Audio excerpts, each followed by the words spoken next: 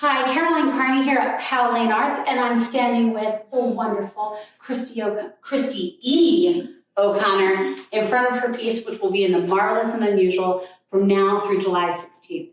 Christy, can you introduce us to your great piece? Yeah, so this is called She's Got That Je ne sais quoi, and it is inspired by a modern-day Marie Antoinette, who is shown here in the middle of the piece. And she is being, I suppose, what would the word be? Attended to. Attended to by her royal court members. So this is very unique and obviously perfect for the Marvelous and Unusual. I want to talk about the materiality. How do you make this? So this is a mixed media piece. It is made with acrylic, watercolor, pen and ink, and some stenciling, and I've also adhered sequins onto it, and then the frame itself is made with spray styrofoam that I then painted and glitterized. Love the glitter. And these are hand made flowers from felt.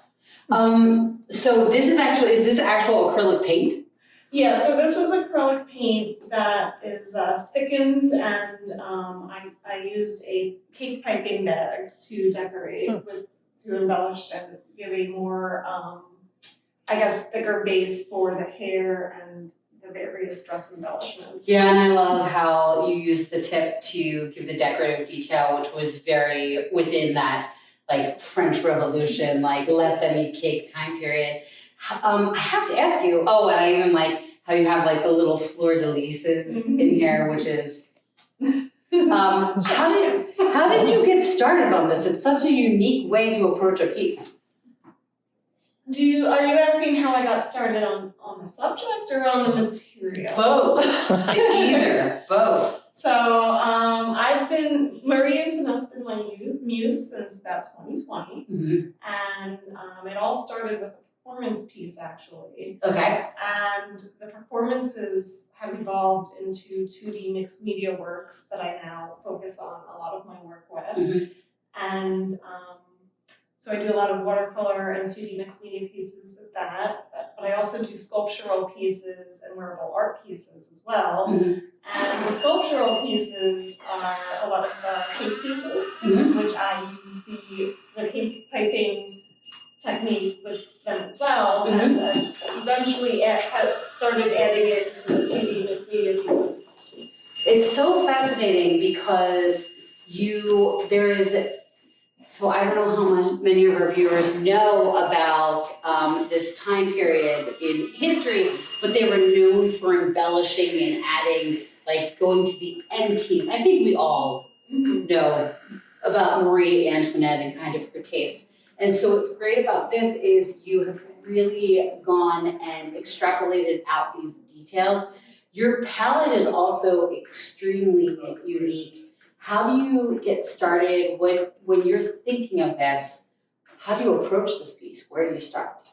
I start with the concept of what I want the piece, like a story, of what I want the story to tell. And this story I want it to be to kind of give this story about Marie Antoinette, who basically one of the things that it was really a rumor and not truth to it at all was the fact that a lot of the people in the French Revolution described her as a bit of a loose woman. Yeah. But that wasn't true. It was not true at all. She was actually quite a prude.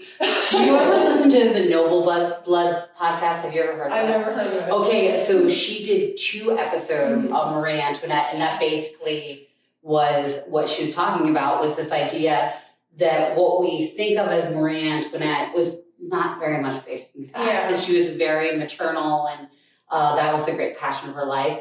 And she also talks about how in some ways Marie Antoinette was done a disservice because there was an official role of the king's mistress, who most of the scandals would attach to, but Louis the 16th did not have a mistress, And so all of those things that usually would have gone to the mistress got placed on Yeah. Marie Antoinette. So, which is sad. Yeah, it is sad, and you know, so a lot of what I got started on with Marie was the fact that there's so many comparable things between the French Revolution and what's going on today with income wealth inequality. Yeah. And so I really I base a lot of my artwork on that as well, and so I also what's it called? I look at current heiresses of the day as well as reference points too, and like the idea of what is truth and what's fictionalized between the two, and how much we villainize these people, and is it fair necessarily to be villainizing people because they're humans too. Yeah. So, I think this piece is awesome. I'm so glad that it's going to be in the show. I could talk all day about how you layer and which components you make first and all that. But the most important thing is that people need to come see this work in person, because there's so many details in it that just keep you going around and around and around.